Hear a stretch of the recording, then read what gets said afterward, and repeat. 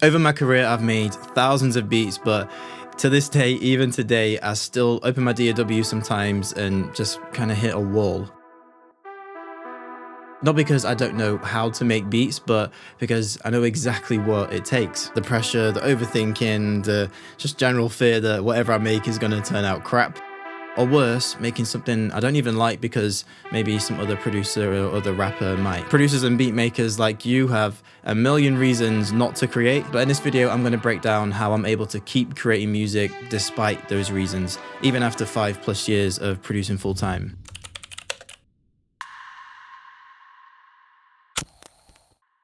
Now, making beats and producing as a career isn't hard because you lack the skills. I mean, some of you watching might still be building those skills, but most of the time it's hard because we set up our creative workflow in a way that just isn't sustainable. A big reason is unrealistic expectations. Upcoming producers will see big names on YouTube, Instagram, TikTok, and they'll think that they'll hit their numbers within like 6 months or something stupid, whilst those bigger guys have been grinding it out for years. And the wild thing is that those same producers, those ones who want to chase those big placements, you know, have a popping YouTube channel, they're the same ones who aren't doing the actions to actually get to that point. I've had plenty of producers apply for my mentorship program, all saying that they want to be, you know, the next Metro Boomin, produce full time, have a popping YouTube channel. And if I'm being real, I ignore most of them because I just know that they're not ready yet to make those kind of investments, you know, investments in money, investments with time, investments with attention.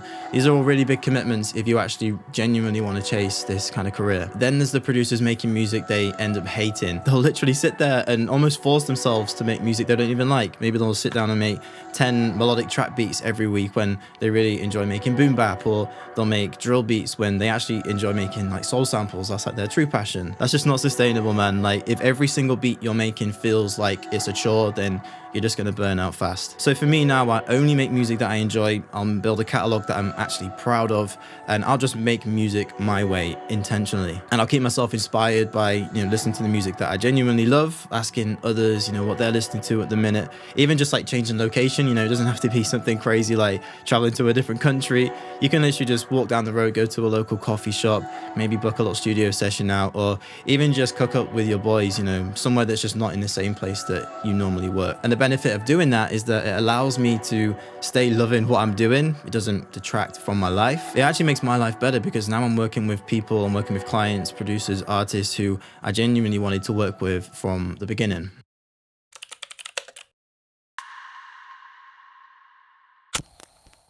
Now, when I was 23, I blew all of my savings on this kind of how to be a YouTuber video course. It cost way more than I care to admit. And the whole general gist I got from this, genuinely the only thing I actually took away from it was that I had to just be really shouty, loud, and basically annoying on camera if I wanted to stand out and I wanted to grow my channel. Really didn't want to do it because I'm more of a chilled guy day to day, but I figured, you know, fuck it, I'll just force myself to do it. These guys know what they're talking about, so let's just see how it goes. And the result was the trolls in the comment section on YouTube instantly clocked it. They blew me up in the comments, and I mean, I'll be totally honest, I don't blame them really. The videos were pretty tragic. I wish I could show you, but I've deleted them, and I've never to exist again, hopefully, on the internet. But that was the start of me building the thick skin that you actually need if you really want to put yourself out there online. Every producer who releases music online, whether that's through type beats, whether that's through YouTube content or chasing placements, all have to deal with this at some point. Trolls will slate your mix, they'll slate your drums, they'll be backseat producers most of the time.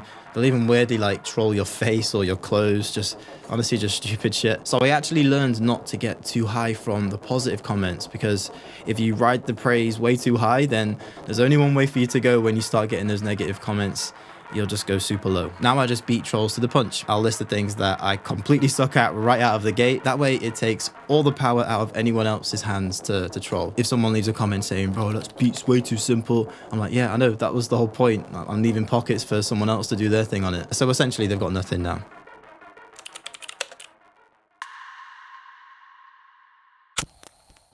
Now this one's kind of funny coming from me, since I've literally been giving away free stuff for like the last 5 years, but yeah, sometimes I still think to myself, you know, am I giving away too much free stuff?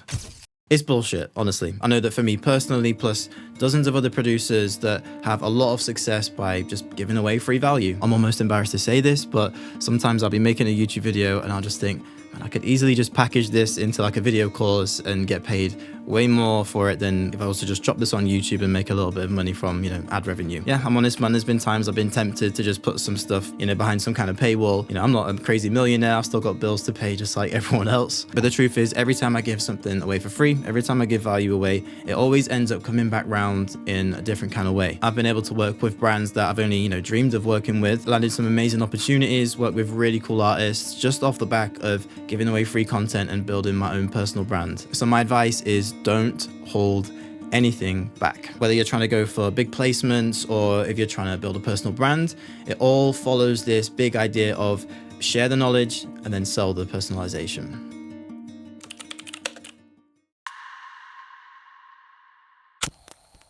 Now, I've always really feared coming across as like that cringy producer on YouTube or just genuinely not being myself. Kind of like me back in 2017 when I was just screaming down the camera thinking it was the only way that I could blow up my personal brand. Now, is there anything really wrong creating with this approach?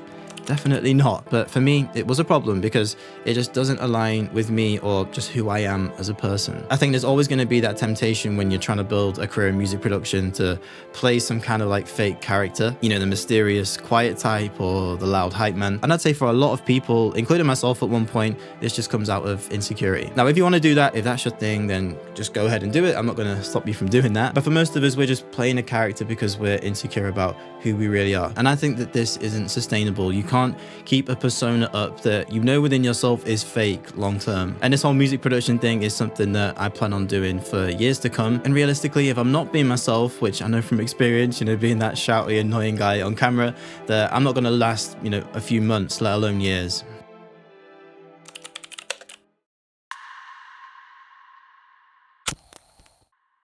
Now, to this day, I still have good weeks. I still have bad weeks, you know, chasing up placements for it only to be a demo, you know, collecting dust on my hard drive.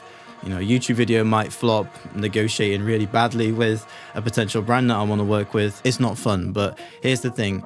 Those things are completely out of my control, so I get stressed about it. Instead, I'll ask myself, what is in my control? Things like learning new production techniques, exploring new genres, chasing up new opportunities, or building out my network. These things, to me at least, actually build out more of a deeper sense of achievement. That's how a producer I mentor, Terrence, went from basically a beginner to a pro-level producer in just 90 days. And if you want to do the same, then watch this video right here.